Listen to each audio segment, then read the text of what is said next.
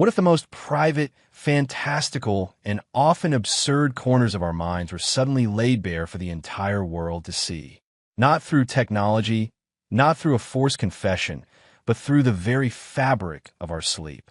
Imagine going to bed, closing your eyes, and as you drift into slumber, your deepest desires, your silliest fears, your most outlandish fantasies, all of it becomes a live broadcast.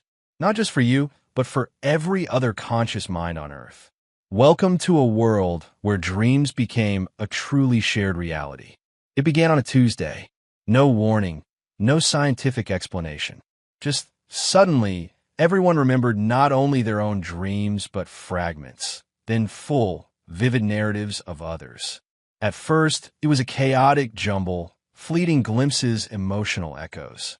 But quickly, the collective dream stream solidified into a continuous, global broadcast. The initial impact was understandably monumental. Privacy, as we knew it, ceased to exist with the setting sun. A politician's secret anxieties about public speaking, your neighbor's bizarre obsession with competitive thumb wrestling, your boss's recurring nightmare about being chased by a giant broccoli floret. It was all there, visible for anyone tuned into the collective subconscious. Society fractured and reformed overnight. Some recoiled in horror, embracing chronic insomnia or seeking extreme sedation just to avoid the nightly exposure.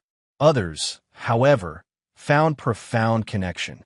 Imagine finding deep solace in discovering shared anxieties you thought were unique to you, or laughing together at the universality of human weirdness revealed in the nightly display. The arts exploded beyond imagination. Dreamers became overnight celebrities, their minds churning out epic sagas, breathtaking landscapes, or abstract masterpieces every night. Dream interpreters became the new philosophers and essential guides, dissecting the layers of the collective unconscious. Therapists worked overtime, helping millions reconcile their waking selves with their nightly, public projections. But of course, there was an unavoidable darker side. Nightmares, once a solitary terror, now became a horrifying public spectacle. Personal trauma could be vividly re-experienced by an unwitting, global audience, creating new forms of collective distress.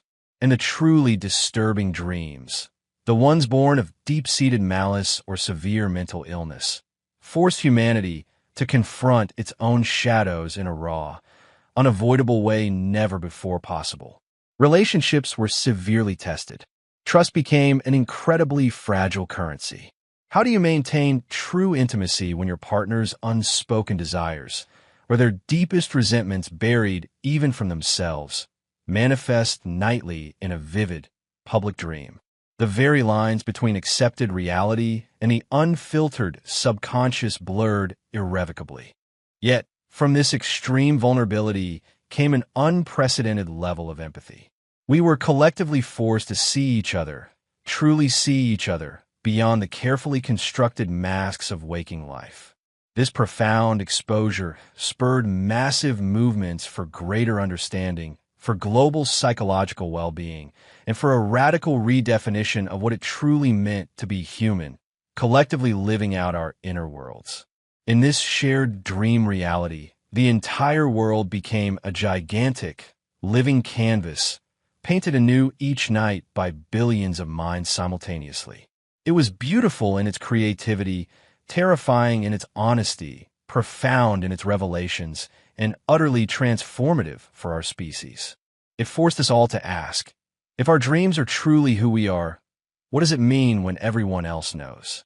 And could humanity, exposed in its rawest, most vulnerable form, finally learn to accept itself, flaws and all, in this new, collective, subconscious existence? What do you think?